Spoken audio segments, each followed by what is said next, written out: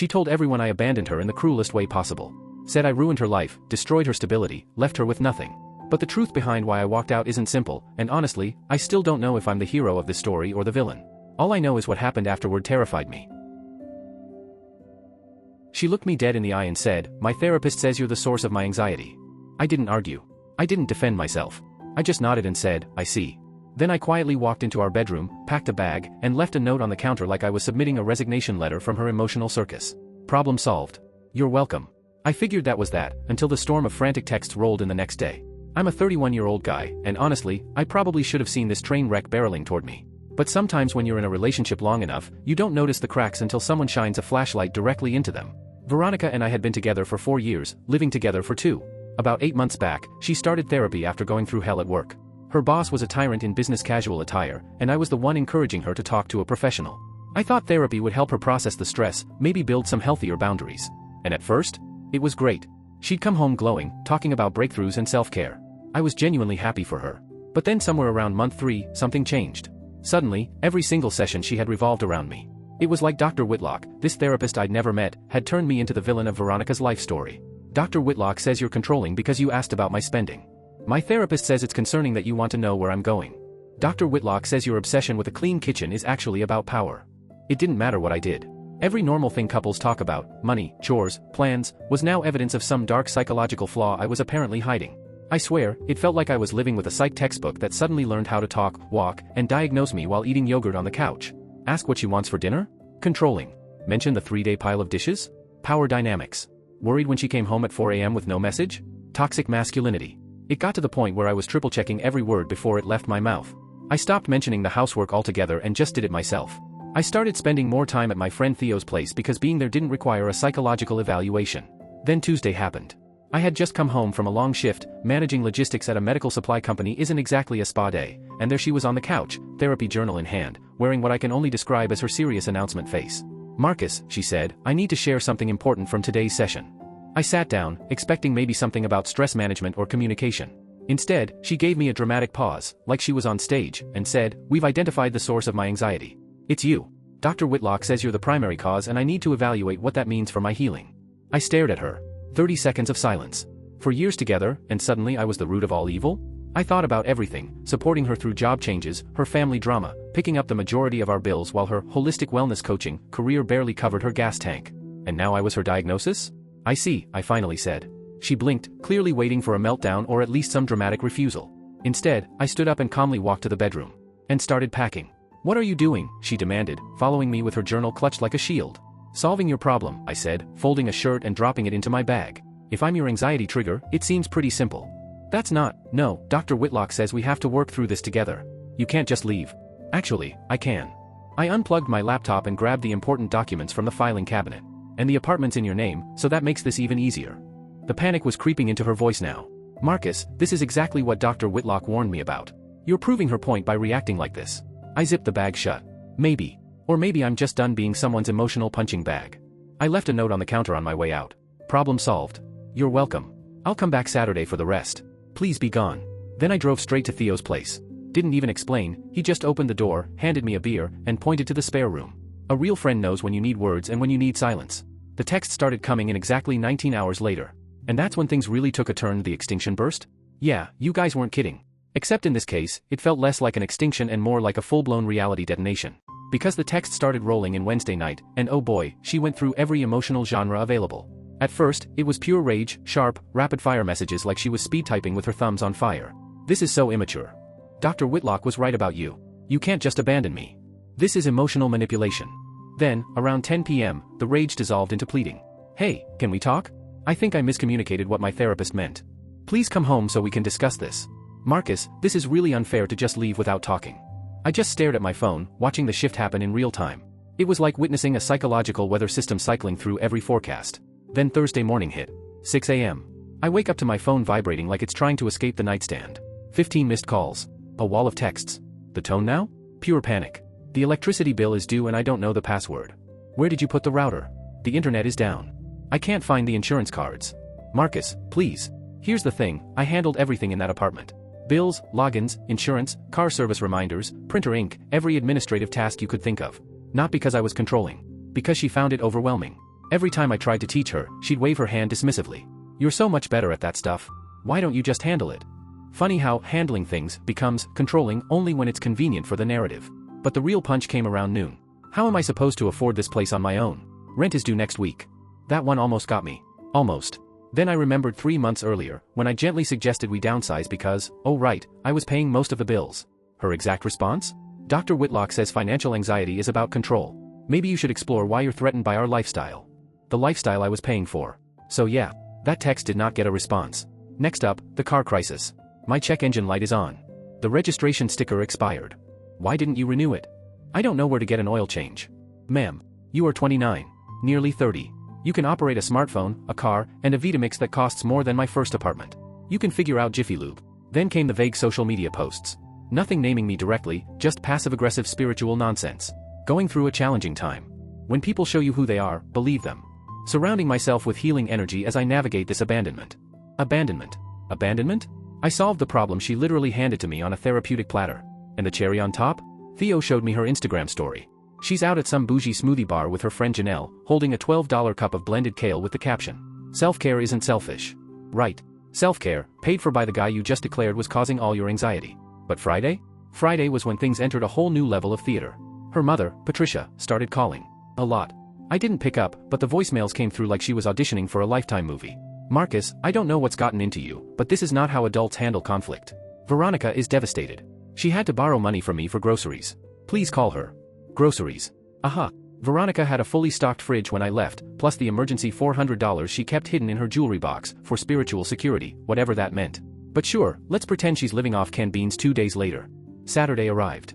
I texted her in the morning. "I'll be there at 2 p.m. for my things. Please be out, as agreed." Her response? "I'll be here. We need to talk." I brought Theo with his truck, backup and emotional support. When we walked in, I swear she had staged the apartment like a reconciliation commercial. Full makeup, hair perfect, and wearing the dress I told her she looked stunning in on our anniversary. There were candles. Candles. "Marcus, please, let's talk. I think there's been a huge misunderstanding." "No misunderstanding," I said, grabbing my books. "You said I'm the source of your anxiety. I'm removing myself. That's what you wanted." "That's not what I meant," Dr. Whitlock says. "I don't care what Dr. Whitlock says anymore, Ronnie. I'm done being the villain in your therapy storyline." She followed me from room to room, shifting between crying, yelling, bargaining, spiraling. "You can't just leave me. What about the bills? What about my anxiety?" "Your anxiety is your responsibility," I said. "And your bills are in your name. Your apartment. Your problem. But I can't afford this place alone." "Well," I said, "maybe you should have considered that before deciding I was the cause of all your misery." That's when it happened, the mask drop. The tears vanished instantly. Her face flattened. Hard. Cold. "You're really going to be this petty over one comment?" "One comment?" I laughed. "Ronnie, I've been your punching bag for 5 straight months. Every week you came home with a new label Dr. Whitlock slapped on me. I'm done. This is financial abuse," she suddenly screamed. "You got me used to a certain lifestyle and now you're yanking it away." Theo snorted so hard he nearly dropped my Xbox controller. "This is none of your business," she snapped at him. "Just packing boxes," he muttered, eyeing me like, "Bro, yikes." We carried the last load out, and just as I was stepping through the door, she grabbed my arm. "Please," she whispered. "I'll tell Dr. Whitlock she was wrong. I'll switch therapists. I'll do anything. Whatever you want." I looked her dead in the eye. What I want is not to be someone's anxiety trigger. I slid my arm out of her grip. Mission accomplished. Theo and I walked to the truck. She stood in the doorway, no tears now. No begging. Just staring with this calculating look I didn't recognize. Or maybe I had recognized it before, but kept giving her the benefit of the doubt. That was 6 hours ago. And the texts? They've already started again. A brand new angle this time. The extinction burst didn't just escalate, it metastasized.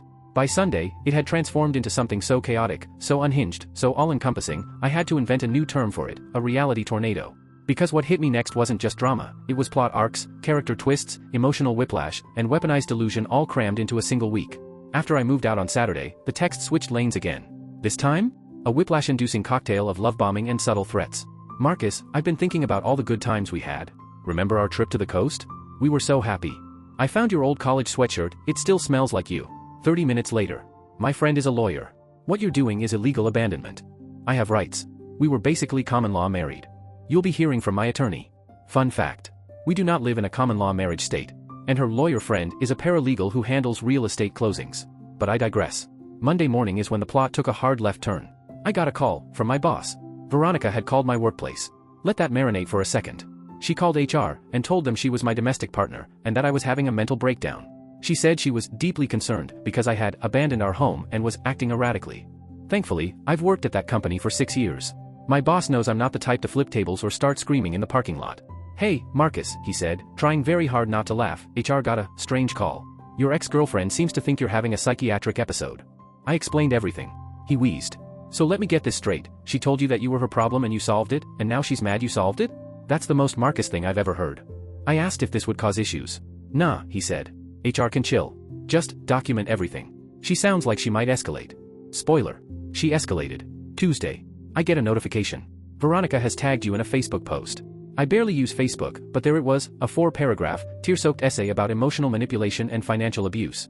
How her partner of 4 years abandoned her with no warning, leaving her unable to pay rent or even buy groceries. She didn't mention my name, but she tagged me, and several mutual friends. So the subtlety was, let's say, limited. Most comments were predictable. "Stay strong. Sending healing energy." But the best one? Brad. Guy we'd had dinner with a few times. "Didn't you say last month that your therapist said Marcus was toxic and you needed to set boundaries?" Comment deleted within the hour. Classic. Wednesday. A text from an unknown number featuring a screenshot of a Venmo request for $1,847. Message. "Hi, this is Janelle. Ronnie asked me to send this since you blocked her. This is her half of the rent and utilities you owe." I owe her half of the apartment I don't live in. That's fully in her name. That she said I was contaminating with my anxiety-triggering presence. "Sure, Jan." I ignored it. Thursday. Another unknown number. "This is Dr. Whitlock. I'm reaching out because Veronica has expressed concern about your recent behavior." I nearly dropped my phone. Her therapist. Her therapist contacted me directly. "I'd like to encourage you to seek support during this difficult time. Abandoning a partner suddenly can be a sign of deeper issues." I don't know what's more astounding, the audacity or the ethics violation. I immediately screenshotted it and sent it to my buddy who is an actual lawyer. His response. "This is wildly unethical. Document everything. Do not reply." Friday. Friday. The chef's kiss of the week. Security at work calls and asks me to come to the lobby. And who is waiting there? Patricia. Veronica's mother. In a designer purse, heels, and full fury mode. "Marcus, this has gone far enough. Veronica is devastated. She can't eat. She can't sleep." I blinked. "Patricia, she has posted Instagram stories from 3 different restaurants this week. She's trying to heal." Patricia insisted. I left when she said I was the source of her anxiety. How is that traumatic? "You know she didn't mean it like that," Dr. Whitlock explained. Maybe Dr. Whitlock should explain better. And maybe you should reflect on why a 29-year-old adult needs her mother to fight her battles. She's desperate. She can't afford that apartment. She'll have to move home. And there it was. The truth. The real crisis. Patricia didn't want her daughter back in her house. That, I said, sounds like a Veronica problem. Not a Marcus problem. Patricia's eyes went cold. "This isn't over. My daughter deserves better." "She absolutely does," I said. "She deserves someone who gives her less anxiety. And that's no longer me. Win-win." Security hovered. Patricia stormed out. I asked them to note the incident. That night, the flying monkeys descended. Texts from random numbers. "You're heartless. She's falling apart. Real men don't abandon their women. You're ruining her life." Cool. But here's the twist. I also received messages from people I never expected. Her cousin. "Hey, man. I don't blame you. She's been like this since we were kids. Nothing is ever her fault." Her former coworker. "Same thing happened when she left our company. Everyone else was the problem." Her college roommate. "She went through 3 therapists in school until she found one who told her what she wanted to hear. You lasted longer than most." Saturday morning. I woke up to 47 texts. Not reading that novel. But the snippets I did see? Fully unhinged. Apparently, she and her friends had spent Friday night drunk and brainstorming new angles to guilt-trip me. Then came the plot twist. Theo's girlfriend works at the same wellness center where Veronica does her coaching. She overheard Veronica on the phone. "No, he has to come back. I can't afford." "No, Mom, I'm not moving home." "That's embarrassing. I'll figure something out. Maybe if I tell him I'm pregnant." Pregnant. Worked for Janelle, she apparently said. I have never been so grateful for my vasectomy in my entire life. But the real kicker? Saturday evening. Another unknown number. This time, with a message. That sent an entirely new wave of chaos straight into my week. Saturday evening, an unknown number popped up on my phone, and unlike the dozen others I'd ignored that week, this one made me pause. It wasn't Veronica. It wasn't one of her friends. It wasn't her mother. It was Dr. Whitlock's supervisor from the clinic. The message was polite, calm, professional. But underneath every word, I could practically hear the barely contained fury. "Hello, we're investigating a complaint of inappropriate contact made by one of our providers. Can you confirm whether Dr. Whitlock contacted you directly regarding a current or former patient?" Oh wow. The universe had sent a gift. I replied with the screenshot of her therapist's message and a brief, "Yes, she contacted me. They thanked me and said they'd reach out if they needed anything else." And just like that, the therapist who'd spent months diagnosing me through Veronica's retellings suddenly had her own mess to deal with. Monday morning, Veronica went into full panic mode. "What did you do? Dr. Whitlock is in trouble because of you." She was trying to help. "You ruined everything again."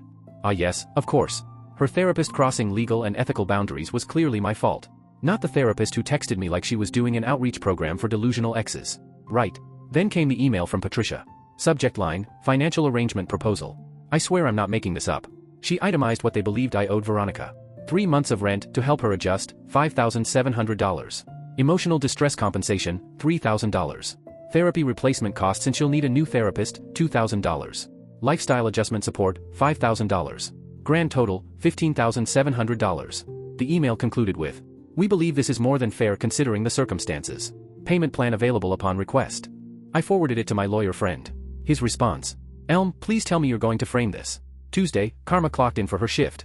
Theo's girlfriend, who works at the same wellness center as Veronica, texted him. "Your boy's ex just got fired." Turns out wellness centers don't love when their employees call their ex's workplace and send their mothers to confront them at the front desk. Who knew? And the Facebook post she'd made? That exploded too. Suddenly people were sliding into my inbox like it was Black Friday.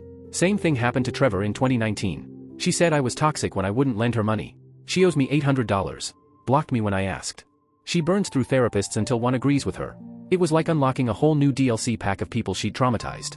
Thursday delivered the piece de resistance. Remember that apartment she couldn't afford? The one I was financially abusing her by not paying for? Well, she posted on Facebook. Seeking conscious, mindful roommate for healing space. Must respect therapeutic journey. No toxic energy. She found one, Melody, 23, new grad, thought living with a wellness coach sounded inspiring. Melody lasted 5 days. She found me through Instagram and sent a message. "Hi, sorry to bother you, but did you used to date Veronica? I just need to know if I'm losing my mind." We got coffee. Her stories? Unhinged. Day 1, Veronica held a house meeting to tell Melody her energy was throwing off her anxiety alignment. Melody wasn't allowed to cook anything with strong smells, they were triggering. She was forbidden to use the living room between 6 to 8 p.m. because that was Veronica's therapy integration window. She once asked where the recycling bin was and Veronica tried to charge her extra for emotional labor. But the best part? Veronica told the landlord I would still be handling rent payments, like always. When the rent didn't show up, she blamed me. The landlord called, confused why I'd be paying rent for a place I didn't live in. I clarified. He was not thrilled. Melody moved out. Eviction proceedings began. And through the grapevine, I heard Veronica was forced to move back in with Patricia. Dr. Whitlock? Lost her license.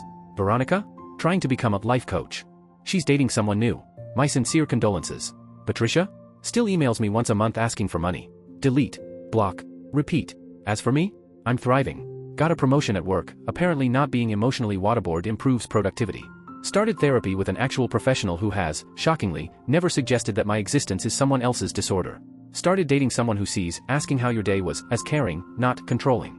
And as Theo said last week while we were hanging out, "Bro, she told you that you were the problem so you solved it by leaving and it broke her brain because you were supposed to fight her so she could be the victim." Yeah, pretty much. Sometimes the best response to being told you're someone's anxiety trigger is to step away. Problem solved. Final update. Last week, she contacted me. Through LinkedIn. She said she'd been doing deep work, realized she'd projected her wounds onto me, and wanted to meet to apologize and explore reconciliation. I didn't respond. But I did notice she's still living with her mom, according to her profile. Some anxiety sources? Better left exactly where you found them. In the past.